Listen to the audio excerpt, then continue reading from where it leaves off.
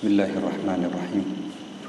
الحمد لله حمدا كثيرا طيبا مباركا فيه، حمد الشاكرين لنعمه المثنين له القابلين عليه، لا نحصي ثناء عليه هو كما أثنى على نفسه.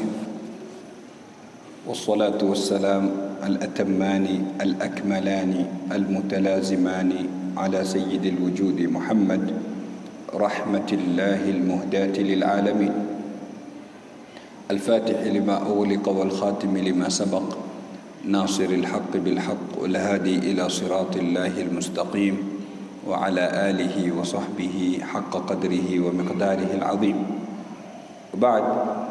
بعدكم شكور الحق سبحانه وتعالى، نكم تكي رحمنا أماني كبنزي جاكي نكبنزي جاتو ونمتومي محمد صلى الله عليه وعلى آله وصحبه وسلم. Kwa mara nyingine tunamshukuru Mwenyezi Mungu Subhanahu wa Ta'ala kutuwezesha kuwa pamoja tena katika darsa ya tafsir, tukiwa tumeanza katika wiki iliyopita na katika darsa iliyopita kufasiri suratul Jinn. Tukasema ni moja katika sura ambazo kwamba zipo tofauti na sura zingine. Sura zingine zinazungumzia mahsusat, vitu ambavyo kwamba unaweza kuviona, unaweza kuvishika, zilokuja kwa jina za sayari ama majina ya sayari, kuja kwa majina ya wanyama, kuja kwa majina ya wakati wa hakala. Lakini hii iko tofauti, imekuja kama suratul Jinn, ambapo kwamba ni moja katika alam ama katika ulimwengu usioonekana. Ulimwengu usioonekana, innahu yarakum huwa wa qabiluhu min haythu la tarawnahum, kama alivyosema al-Haqq subhanahu wa ta'ala. Tukashiria kuwa majini wameumbwa kabla yetu sisi wanadamu. So Mwenyezi Mungu subhanahu wa ta'ala amegusia hilo, waljanna khalaqnahu min qablu min nari samum, akabainisha kuwa majini wameumbwa kabla yetu. Bali vile vile tukaashiria kama walivyotaja maulama akiwemo Diyar Bakri katika kitabu chake Tarikhul Khamis, akisema kabla ya majini katika hii ardhi waliishi viumbe sampuli mbili, alhin na albin. Kabla ya aljin kulikuwa na alhin na kuna albin, lakini hawa walimalizika. Naam, Mwenyezi Mungu Subhanahu wa Ta'ala ametuteremshia suratul Jinn na katueleza hikaya na kisa cha mabwana kama hawa, na sura iliyokuwa kabla yake katika mpangilio wa kuandikwa Qur'ani, sio mpangilio wa kuteremshwa sura za Qur'ani. Ukiangalia sura ya kabla yake unapata ni surat Nuh alayhi wa ala nabiyina afdalus salati wa atamu taslim. Pengine mtu anaweza kuuliza nini ilaka, kuna mafungamano gani kati ya surat Nuh na suratul Jinn? Sababu daima tunasema kuwa mpangilio wa sura za Al-Qur'an Al-Karim haukuja hivi hivi tu kiholela, una siri kati ya sura na iliyokuwa kabla yake na inayokuja baada yake. Sasa nini mafungamano yaliyokuwepo kati ya surat Nuh na suratul Jinn? Kuna mafungamano kadhaa. Katika hayo ni kwa Sayyiduna Nuh alayhi salam, Mwenyezi Mungu Subhanahu wa Ta'ala ametuambia inna arsalna Nuhan ila qaumihi, tumemtuma Nuh kwa kaumu yake. Kwa hivyo Sayyiduna Nuh alitumwa kwa kaumu yake hasa kama ilivyokuwa mitume wengine wote, lakini Mtume sallallahu alaihi wasallam alitumwa kwa ulimwengu wote, kwa umma wote, na si kwa wanadamu peke yake, bali kwa jamii ya kibinadamu na vile vile jamii ya kijini. Katika huu ulimwengu viumbe vilivyokirimiwa na akili ni viumbe vitatu: wanadamu, majini na malaika. Hawa ndio wamekirimiwa na akili. Majini wanafanana na malaika katika kutoonekana, na wanadamu wanafanana na majini kwa mingi, ikiwemo taklifu. Malaika sio mukallafun, malaika hajapewa taklifu, kwa fanyeni hivi ama msifanye hivi, ama mumekiwa njia mbili, ima muamini ima mkufuru. La ya'suna Allah ma amarahum wa yaf'aluna ma yu'marun. Malaika hao muasi Mwenyezi Mungu Subhanahu wa Ta'ala, na wanafuata amri ya Mwenyezi Mungu Subhanahu wa Ta'ala. Yani wao ni majbulun ala taa, wao wameumbwa kuwepo katika taa tu. Lakini ulimwengu wa kibinadamu, ulimwengu wetu na ulimwengu wa majini ni ulimwengu wa nini? Wa ikhtiyar, ni ulimwengu wa taklif. Tumekalifishwa, fanyeni hivi, msipofanya mtakuwa mumeasi. Anayefanya mema atakuwa ni mwema, anayefanya maovu atakuwa ni maovu. Minna as-salihuna wa minna duna dhalik, kama alivyosema mwenyewe. Sisi kuna wale ambao kwamba ni wema katika sisi, lakini kuna wale ambao kwamba si wema katika sisi. Kwa hivyo Mwenyezi Mungu Subhanahu wa Ta'ala katika ilaka ambazo kwamba zinapatikana katika sura mbili hizi, tunaipata ilaka ya kwanza ni kuwa Sayyiduna Nuh alayhi salam alitumwa kwa kaumu yake, na Sayyiduna Muhammad sallallahu alaihi wasallam akatumwa kwa umma wote ama kwa ulimwengu wote. Lakini Sayyiduna Nuh alayhi salam, inni da'awtu qaumi laylan wa nahara. Sayyiduna Nuh alayhi salam alipata shida, ndio kawa katika ulul azm. Sayyiduna Nuh alayhi salam aliwalingania watu wake miaka na mikaka, 1000 sanatin illa 50 ama, miaka 950 Sayyiduna Nuh analingania watu wake. Miaka 950, sio miaka aloishi, miaka alolingania watu wake, miaka 950. Na hakuwa analingania watu kwa masaa ya kuhesabu. Yani pengine baadhi yetu leo ukimwambia mtu unafanya dawa, atakwambia alhamdulillah kila Jumaa na khutubu, kisha yani nusu saa kwa wiki ndio ushamaliza dawa yako. Sayyiduna Nuh alayhi salam kwa laila wa nahara, mchana na usiku anawalingania watu wake.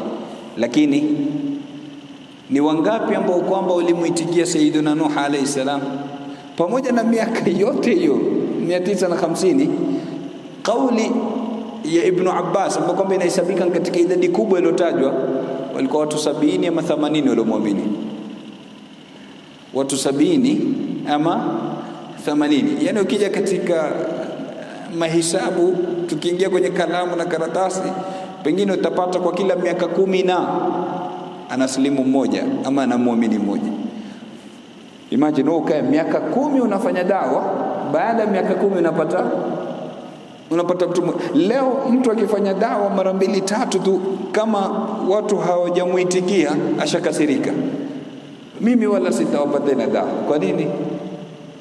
Mara 2 3 na wafanyia dawa hakuna anaitikia. Shekhe, mara 2 3 mitume kwa miaka. Lakini subhanallah, pamoja na kwa Sayyiduna Nuh alayhi salam amekaa muda mrefu na kumwamini Mwenyezi Mungu Subhanahu wa Ta'ala, na mwisho Mtume sallallahu alayhi wasallam kwa muda yani wasikukire hao washirikina wa Kikureshi wakiwa hawataki kukuamini, kwa sababu Sayyiduna Nuh alayhi salam pia alikaa muda na kuamini. Lakini vile vile katika mafungamano yaliyoko katika surat Nuh na sura kama hii suratul Jin, ni kwa Mwenyezi Mungu Subhanahu wa Ta'ala nataka kumuonesha Mtume sallallahu alayhi wasallam, ikiwa wale walimkataa mtume wao ambaye kwamba ni Sayyiduna Nuh alayhi wa ala nabiyina afdalus salati wa atammu taslim, sisi na wewe Makureshi wakikukataa, tutakufungulia milango mingine tofauti kabisa. Yani ikiwa binadamu hawakukupa sikio wala nyoyo wakaamini, tunakufungulia alamul jin, ulimwengu wa majini.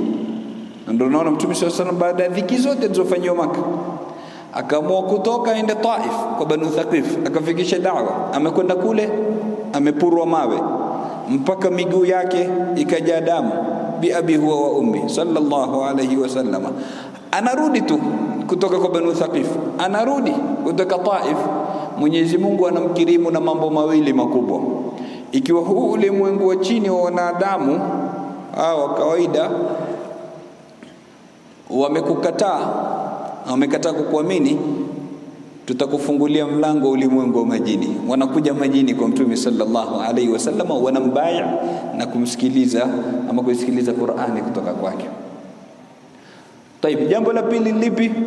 Ikiwa milango ya ardhi umefungiwa, tunakufungulia milango ya mbinguni, twende Mi'raji. Anapangiwa safari ya Isra na Mi'raji. Kwa hivyo hizi ni baadhi ya mafungamano yaliyoko kati ya surat Nuh na surat Al-Jinn. Mwenyezi Mungu Subhanahu wa Ta'ala baada ya basmala, baada ya bismillahir rahmanir rahim, akatuambia qul uhiya ilayya, waambie ewe mtumi, uhiya ilayya, meteremshiwa wahi, meletewa wahi, annahu istama'a nafarun min al-jinn, kuwa wamesikiliza kipote katika majini, faqalu, wakasema, inna sami'na, hakika sisi tumesikia, Qur'anan ajaba, Qur'ani ya kimaajabu, Qur'ani ya kimaajabu.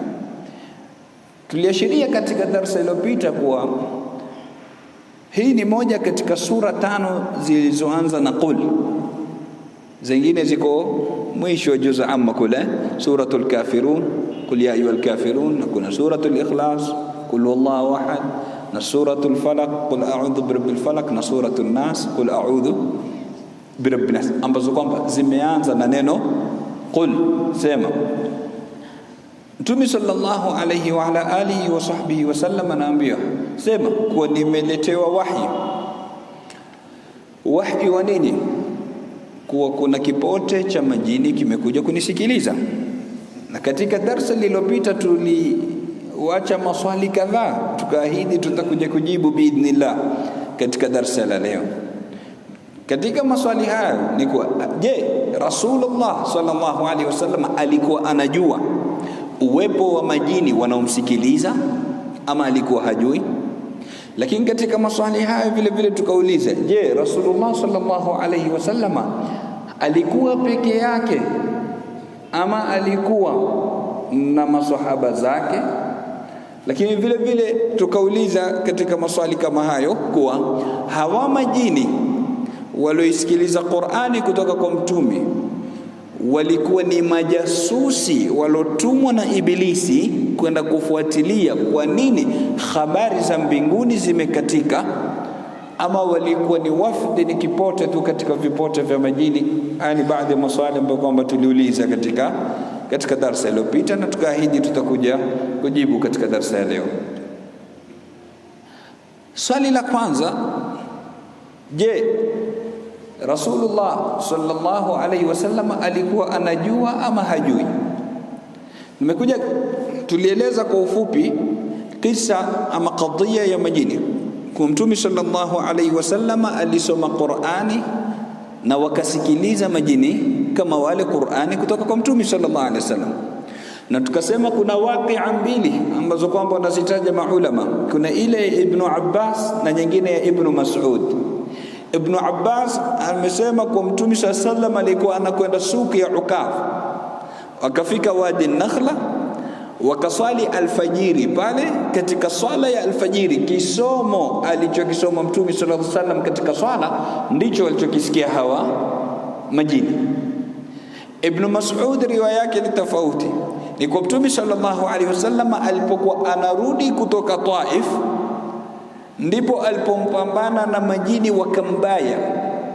Kwa hivyo baada kubaiiwa na wale majini, ama katika kubaiiwa na majini, wakapata kusikia Qur'ani kutoka kwa Mtume sallallahu alayhi wa ala alihi wa sahbihi wasallam. Tukiziangalia riwaya hizi mbili, linakuja swali, ipi ndio ya sahihi? Mbona hii inataja kutoka Taif na hii inataja Ukaf? Ni sehemu mbili tofauti.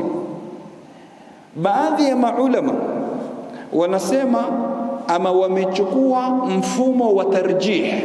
Ndio mara nyingine zinapokuja dalili mbili ambazo kwamba zinakaa kama kupingana, wanaangalia ipi tutaitanguliza, nyingine tuiwache. Hii inaitwa tarjih. Kwa hivyo baadhi ya maulama wakachukua mfumo wa tarjih, na tutakuja kutaja kinyume chake ni mfumo wa jam'a, kukusanya zote mbili tutazijumuisha. Kwa hivyo tunaanza na tarjih. Kwa hivyo baadhi ya maulama, na ni wengi si wachache, wakasema tutarajihisha hadithi ya Ibn Abbas kuliko ya Ibn Mas'ud, kwa sababu ya Ibn Abbas ina nguvu zaidi na iko katika Bukhari. Kwa hivyo ni kuwa Mtume sallallahu alaihi wasallama alikuwa anasoma katika Wadi Nakhla kwenye swala ya alfajiri. Tukichukua kauli hii, ina maana kuwa Mtume hakuwa anajua uwepo wa wale majini. Yeye yuko katika swala yake na masahaba zake, wakasikia wale majini katika pita zao, wakapata kuisikia ile Qur'an. Tukichukua kauli ya Ibn Mas'ud kule kwa Mtume sallallahu alikutana nao, tumesema kuna sehemu inaitwa Masjidul Jinn. Kienda inshallah, kama ni umra ni haji, utapata kupita karibu na Masjidu Shajara. Imejengwa msikiti haswa sehemu kama hiyo, ambapo kwamba Mtume sallallahu alikutana na majini na wakampa bai'a Mtume sallallahu sehemu kama ile. Tukichukua kauli ya Ibn Mas'ud ama riwaya ya Ibn Mas'ud, ina maana Mtume sallallahu alaihi wasallam alikuwa anajua uwepo wa majini na kuwa anamsikiliza. So zote mbili zinaweza kwenda. Swali la pili, je, Mtume sallallahu alaihi wasallam alikuwa peke yake ama na masahaba zake? Kwa ile kauli ya Ibn Abbas kule ni kuwa alikuwa na masahaba. Kwa kauli ya Ibn Mas'ud inagawanyika mara mbili. Nyingine inasema alikuwa peke yake, nyingine inasema bali alikuwa na Ibn Mas'ud na alimchorea line, akamwambia usitoke kwenye ile line, ukitoka utatekwa na majini. Kwa hivyo wengine ipo ama wapo masahaba walikuwa na Mtume sallallahu alaihi wasallam, wengine alikuwa peke yake Rasulullah sallallahu alaihi wa ala alihi wa sahbihi wasallam. Narudi katika tarjih. Tumesema baadhi ya maulama wamerajih riwaya Ibn Abbas, wengine akiwemo al-Imam Ibn al-Arabi akarajih ya Ibn Mas'ud, akasema ya Ibn Mas'ud ndio ina nguvu. Kwa hivyo ilikuwa wakati wa kutoka Taif. Tukija katika kujumlisha, tumesema kuna tarjih na kuna jama, kujumuisha kati ya zile hadithi. Tukija katika jama, ni kuwa haya ni matokeo mawili tofauti, na hivi ni vipote viwili tofauti. Haya ni matokeo mawili tofauti, yani lilitokea kule Wadi Nakhla na lilitokea pia wapi? Katika sehemu inayojulikana kama Masjidul Jinn kwa wakati wa sasa. Na limetokea vile alivyoeleza Ibn Abbas kule, Mtume anaswali alfajiri na masahaba zake, na limetokea huku kwa mara nyingine kama alivyoeleza Ibn Mas'ud radhiyallahu anhu wa arda. Tayeb, tunakuja katika kadhia nyingine. Afwan. Mtume sallallahu alaihi wasallam, tumesema kadhia ya kwanza, je, alikuwa anatambua uwepo wao ama hawapo? Kadhia ya pili ama swali la pili, tumesema alikuwa na masahaba zake ama hakuwa nao. Naam. Hivyo Rasulullah sallallahu alaihi wa ala alihi wa sahbihi wasallam amesoma, hilo jambo ambalo kwamba halina khilafu. Amesoma Qur'ani ikasikilizwa na nani? Na wale majini kutoka kwake Rasulullah sallallahu alaihi wasallam. Na tumesema hakuna Qur'ani iliyokuwa tamu zaidi kama ile iliyotoka katika mdomo wa Mtume sallallahu alaihi wasallam, katika kanwa lake. Kwa nini? Kwa sababu yeye ndo aliteremshiwa na yeye ndo alisikia kutoka kwa Jibril. Kwa hivyo yeye ndo ataijua kuisoma zaidi kuliko mwingine. Jambo la kwanza. Jambo la pili, akisoma Mtume sallallahu alaihi wasallam, hudhura atakayokuwa nao katika kisomo tofauti na ya mwingine yoyote. Jambo la tatu, ma ba'atha Allahu nabiyan illa hasana alwajhi hasana as-sawt. Imekuja katika Jami' at-Tirmidhi ama Shamail ya Imam at-Tirmidhi akisema Mwenyezi Mungu, Mtume sallallahu alaihi wasallam asema Mwenyezi Mungu hajatumiliza mtume isipokuwa ana mambo mawili. Jambo la kwanza, ana sura nzuri, lakini na vile vile ana sauti nzuri.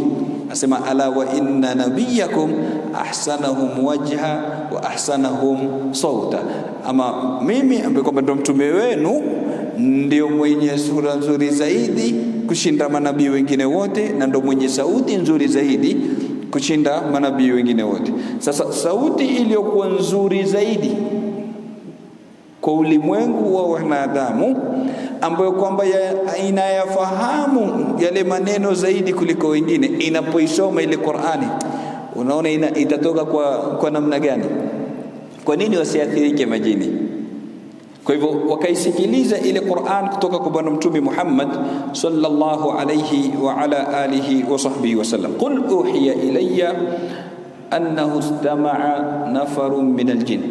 Mesema vile vile katika kadhaya tulizoashiria katika darasa iliyopita, kwa katika surati aljin utaona kwingine hamza inatiwa fatha, kwingine inatiwa kasra, kwingine utapata annahu ama anna, na kwingine utapata inna. Katika hii aya kwanza zote mbili zipo.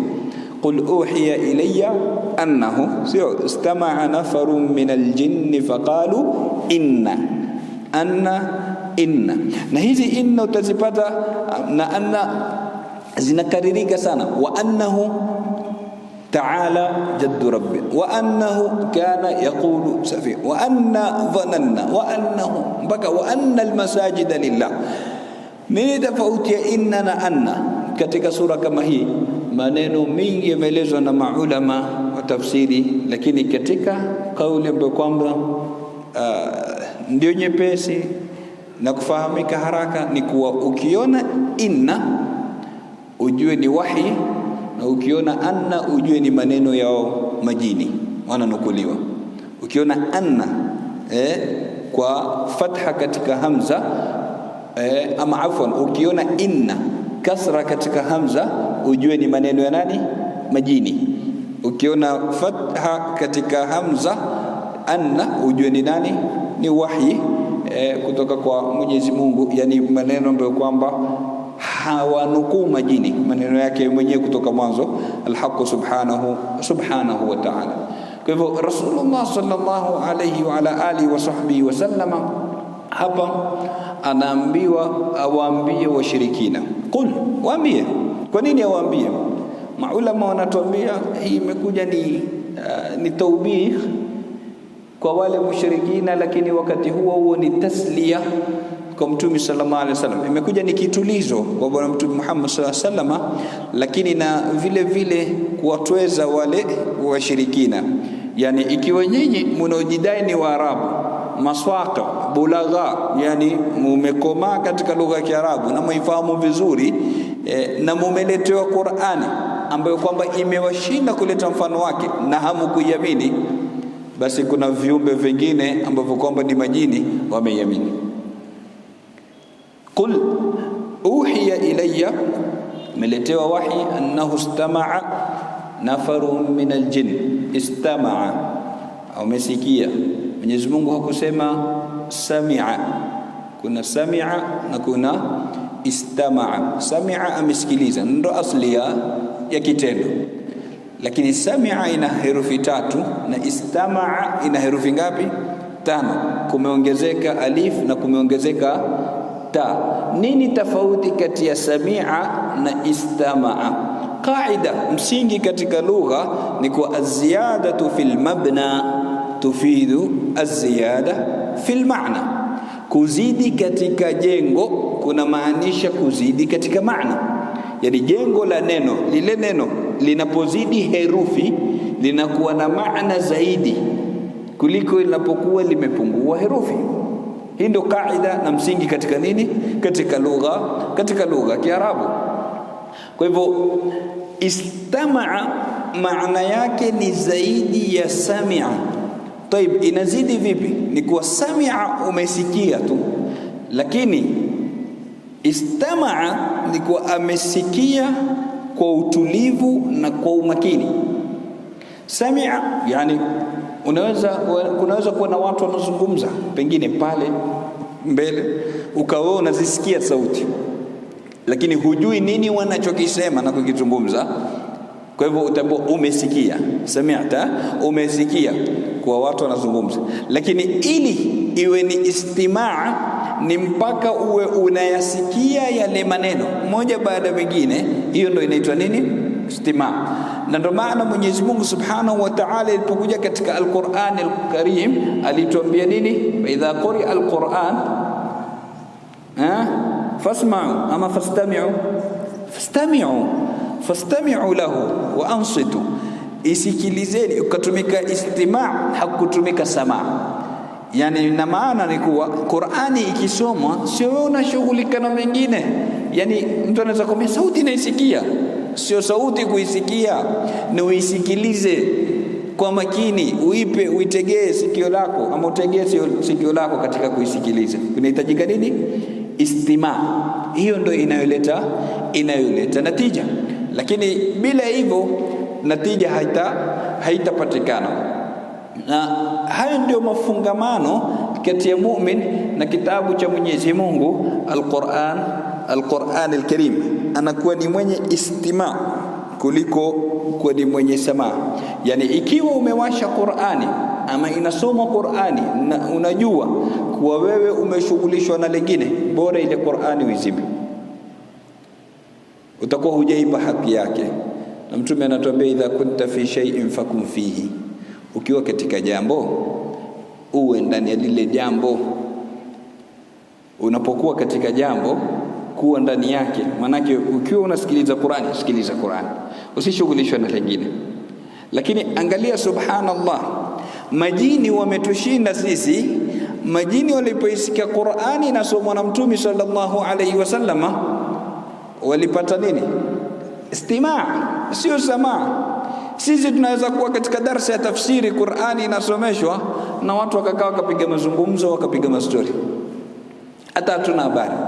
Inaweza kuwa Qur'ani inasomwa na wengine pengine wanazungumza na masimu, wengine wanapiga mastori. Tunashindwa na majini. Kwa hivyo jini walifanya nini? Istima', walikaa wakaisikiliza kwa makini neno baada ya neno, na ndio maana ikawaathiri. Naam. Qul uhiya ilayya annahu istama'a nafarun min aljin. Taib, wamesikia nini? Walichokisikia ni Qur'an, sababu umesema wenyewe mwisho wa aya, inna sami'na qur'ana ajaba. Wamesikia Qur'ani iliyokuwa ikisomwa na Mtume sallallahu alayhi wasallama katika swala ya alfajiri. Taib, ilikuwa ni sura gani? Baadhi ya maulama wanasema ilikuwa ni suratul Alaq. Sabbih isma rabbika sabbih isma rabbika al-a'la, suratul A'la. Naam, sabbih isma. Na baadhi ya maulama wanasema ilikuwa ni baadhi ya ayat katika surat Maryam, baadhi ya ayat katika surat Maryam. Lakini kiufupi ilikuwa ni Qur'ani inasomwa na Mtume sallallahu alayhi wa ala alihi wa sahbihi wa sallam. Qul uhiya ilayya annahu istama'a, walosikia ni nani? Nafarun min aljin, kipote katika jini. Nafar katika lugha ya Kiarabu ni kati ya 3 na 9.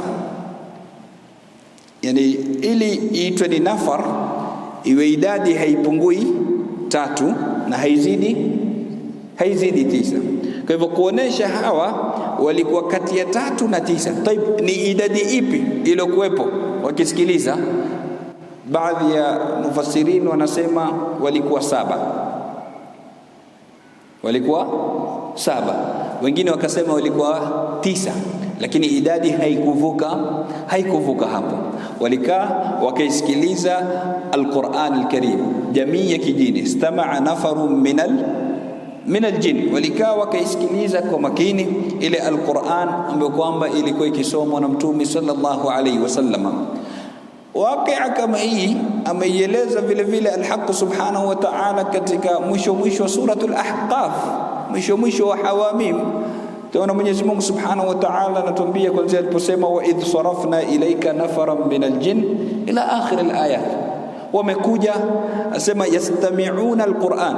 Angalia hata katika suratul Ahqaf akusema yasma'una, ni istima' bado. Yastami'una alquran, wanaisikiliza Qur'ani. Alafu falamma hadaruhu, walipohudhuria. So umesikia Mtume anasoma Qur'ani, wakakaribia. Angalia, majini wanatushinda kwa mengi. Sisi tunaweza kuona sehemu Qur'ani inasomwa, badala ya kuhudhuria sisi ndo tukakimbia. Yanatakikana sehemu unaona Qur'ani inasomwa ama inasomeshwa, wewe utakaribia, utakaa usikilize, ustafidi. Majini walikaribia, falamma hadaruhu qalu ansitu. Angalia lingine ile wanatushinda majini. Walipohudhuria wakaambizana, jamani, kila mmoja akae kimya. Haya ni maneno makubwa yanasomwa, hakuna kuzungumza. Sisi mara ngapi tuzungumza na Qur'ani inasomwa? Haitoshi. Wakaendelea, falamma qudiya wallau ila qaumihim mundhirin. Mtume sallallahu alaihi wasallam alipomaliza kusoma walifanya nini? Wallau ila qaumihim mundhirin, walirudi kwa watu wao kwenda kuwaonya. Qalu, wakaenda kusema, ya qaumana, enyi watu wetu, inna sami'na kitaba, hakika sisi tumesikia kitabu, unzila min ba'di Musa, kimeteremshwa baada Nabiullah Musa alayhi salam. Na hapa mtu atauliza swali, mtume aliyekuwa kabla ya mtume Muhammad alikuwa ni Sayyiduna Isa, na yana kitabu ambacho kwamba ni Injili, lakini mbona imetajwa Sayyiduna Musa hapa? Kanina kusema unzila min ba'di Isa. Maulama wanatuambia kwa sababu sheria ya Sayyiduna Isa ni ile ile sheria ya Sayyiduna Musa alayhi salam, si sheria mpya tofauti kabisa. Kwa hivyo maadamu asili ni ile ile ya Sayyiduna Musa, ndo akasema unzila min ba'di Musa, na musaddiqan lima baina yadayhi ila alhaq wa ila tariqi mustaqim. Wakaendeleza mpaka da'wa ambayo kwamba wameifanya. Hilo la wao kuwafikishia watu wao ameliashiria Mwenyezi Mungu Subhanahu wa Ta'ala hapa, akasema faqalu, wakasema. Na Mwenyezi Mungu hakutuambia waqalu, anatuambia faqalu. Ifa ina maana ya ta'qib katika lugha ya Kiarabu, yani pale pale mubashara, hawakuchelewa. Wamepata kusikia pale pale, wakatoka kwenda kufikisha pale pale. Baada ya nini? Baada ya kusikia. Maswali ambayo kwamba tengana tujiulize mimi na wewe, tukisikia kwanza tunafikisha? Na ikiwa tunafikisha muda gani?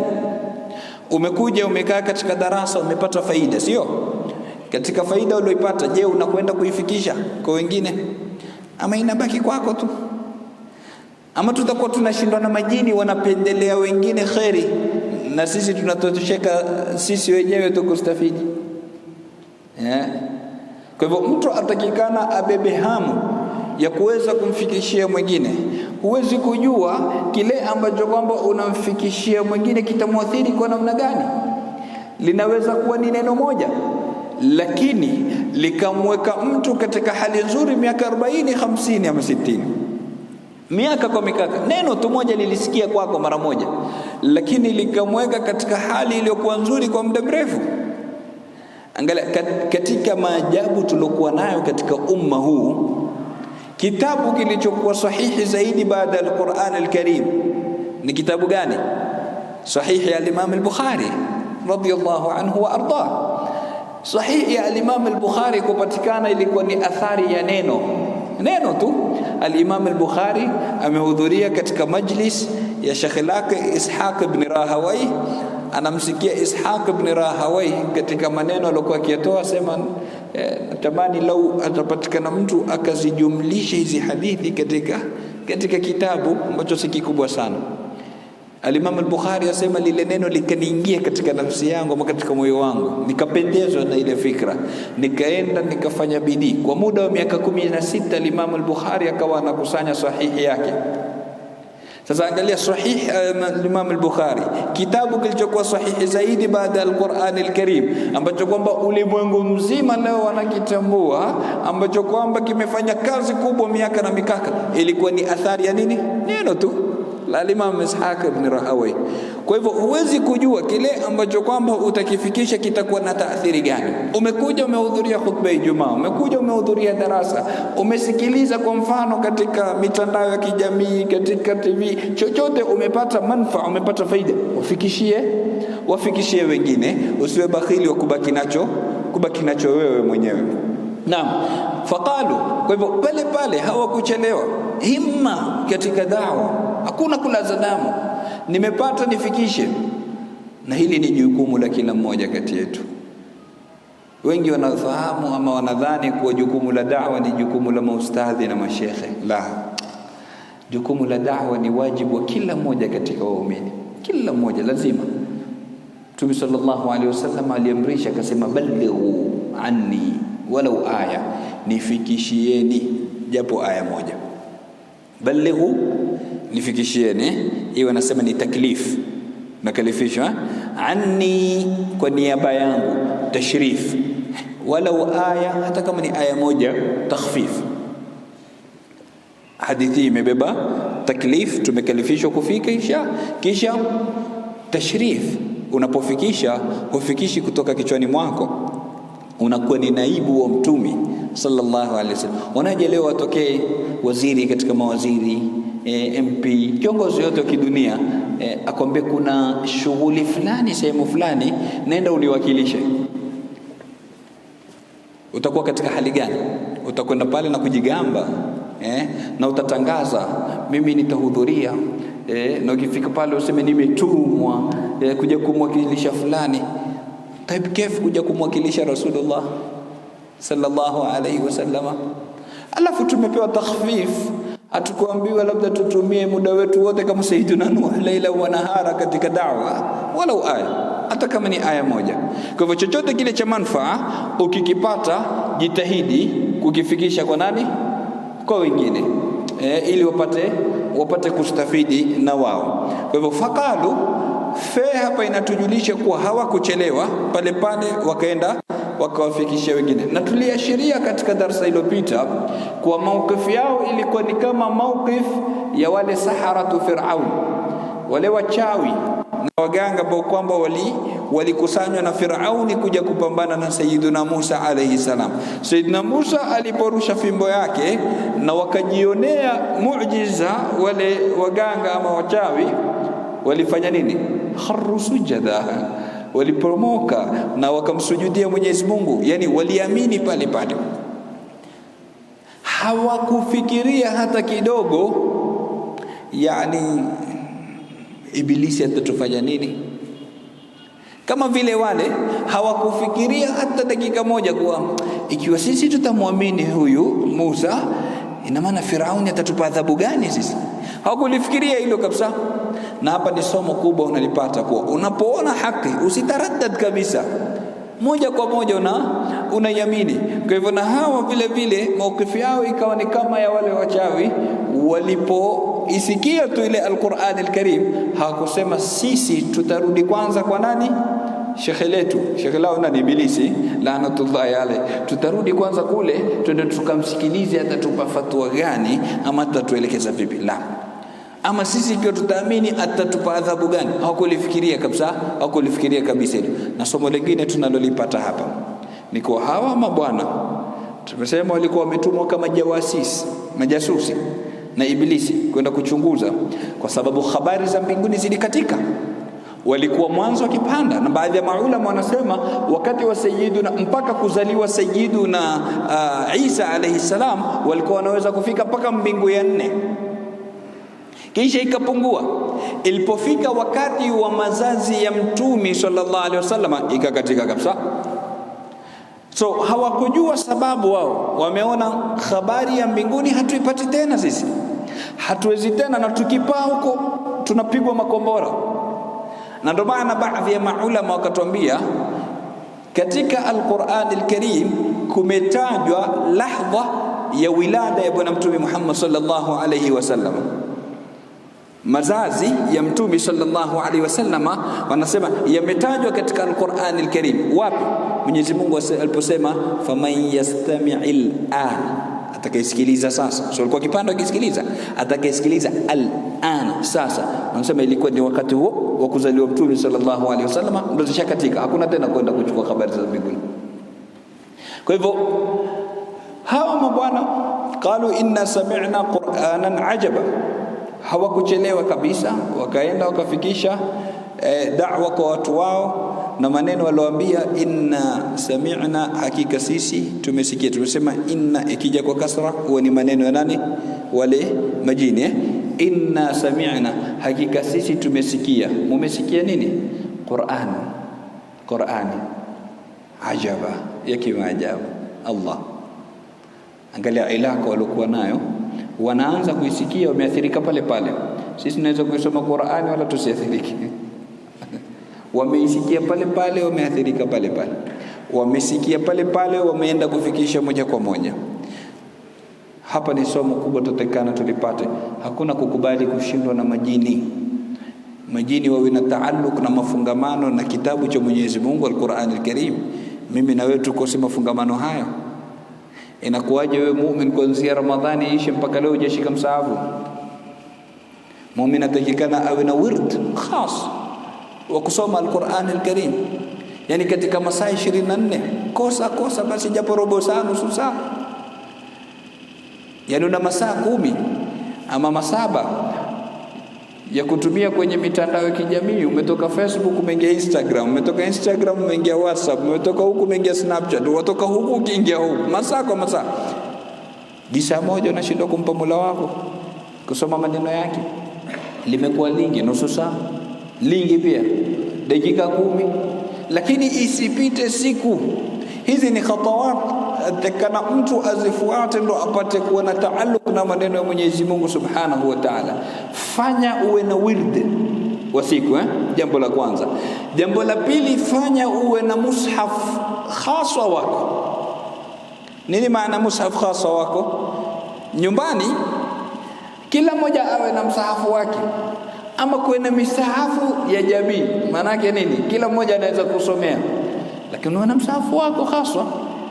La ajabu kila mmoja na simu yake khaswa na password ndani na nini, lakini msahafu khaswa hakuna.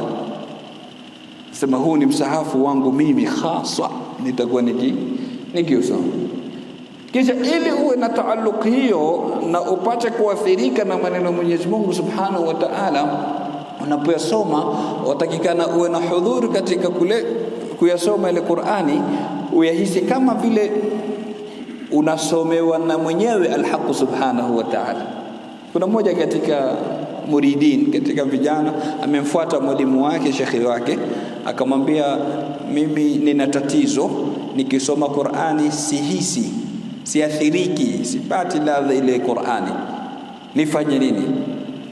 Akamwambia ukienda kusoma fanya kana kwamba mimi ndo nakusomea. Shekhi lake amefanya kana kwamba mimi nakusomea. Baada muda kidogo akaja akamwambia naanza kupata alhamdulillah ile ladha. Akamwambia sasa panda juu zaidi, fanya kana kwamba mtume ndo anayekusomea. Yani ukisoma ile Qur'ani shuuri yako na hisia yako fanya kana kwamba nani? Rasulullah sallallahu alaihi wasallam ndo anayekusomea. Hali yake ikatahasan kwa nzuri zaidi. Akija baadaye amwambia sasa fanya kana kwamba Jibril alayhi salam anakusomea. Kisha mwisho anamwambia fanya kana kwamba unaisikiliza kutoka kwa mwenyewe Al-Haq Subhanahu wa Ta'ala. So ile hali yake ikabadilika, akafika kiwango kile ambacho kwamba anasikiliza ama anasikia utamu wa kuisoma na kuisikiliza Al-Qur'an Al-Karim, lakini vile vile inamuathiri katika nini? Katika moyo wake. Na nimetaja zaidi ya mara moja katika durusi zilizopita kwa baadhi ya salaf walikuwa wakisoma Qur'ani wanahisi kama wanaramba asali. Yani ule utamu wanaosikilia. Sisi tunajua utamu wa pilau, biriani, sijui ugali, vyakula mashallah na vinywaji, kila mmoja ajua kutofautisha. Lakini kwenye Qur'ani nani anaitambua utamu wa Al-Qur'an Al-Karim? So ili ufike huko ni mpaka uchukue hizi khatawat. Jalia uwe na msahafu wako khaswa, uwe na wirdi ambao kwamba daily hutakosa kusoma Al-Qur'an Al-Karim. Kisha fanya kana kwamba unaisikiliza kutoka kwa nani? Anza Rasulullah sallallahu alayhi wasallam, ukienda juu. Inna sami'na Qur'anan ajaba, hakika sisi tumesikia Qur'ani ya kimaajabu. Qur'ani maajabu kila upande. Maajabu katika kuongoza, maajabu katika kutibu, maajabu katika kuathiri, maajabu katika ilmu, maajabu katika lugha, maajabu katika kila nyanja. Sanurihim ayatina fil afaqi wa fi anfusihim hatta yatabayyana lahum annahu alhaq. Anatuambia Mwenyezi Mungu Subhanahu wa Ta'ala, tutawaonesha ayati zetu fil afaq, katika anga, watakwenda huko juu, wataona mambo ambayo kwamba tushaashiria katika Al-Qur'an Al-Karim. Leo mara ngapi nasa wakiyasema tayari tunayapata hapo kwenye Qur'an. Wa fi anfusihim, na katika nafsi zao, mpaka watakapotambua kwa ndio haki kutoka kwa Mwenyezi Mungu Subhanahu wa Ta'ala. Kwa hivyo ni kitabu cha maajabu, lakini maajabu yake makubwa zaidi yako wapi? Yahdi ila rushd, yahdi ila rushd, inaongoza katika rushd. Qur'an ni kitabu hidayah, kitabu cha kuongoza, kabla kuwa ni kitabu cha lingine lolote lile. Ni vipi maajabu yaliyoko katika Qur'ani katika kuongoza? Swali la kwanza.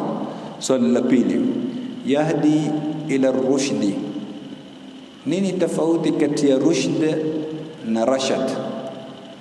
Maana kwingine katika Qur'ani utapata in anastum minhum rushda, sio? Na kwingine utapata rashada. Nini tofauti kati ya rushd na kati ya rashad? Na kuna mafungamano gani kati ya haya maneno na wao kusema faamanna bihi tukayamini, na kati ya iman na mengine mengi ambayo kwamba nafungamana na aya hii na mengine na nyingine ambazo kwamba zinafuatia. Mwenyezi Mungu akitupa umri na afya tutakuja kuzieleza katika darasa itakayofuatia. Tuombe Mwenyezi Mungu atujalie min alladhina yastami'una alqawla fayattabi'una ahsana, innahu waliyyu dhalika walqadiru alayhi. Wa sallallahu wa sallama ala sayyidina Muhammadin wa ala alihi wa sahbihi wa man tabi'ahum bi ihsanin ila yawmiddin. والحمد لله رب العالمين.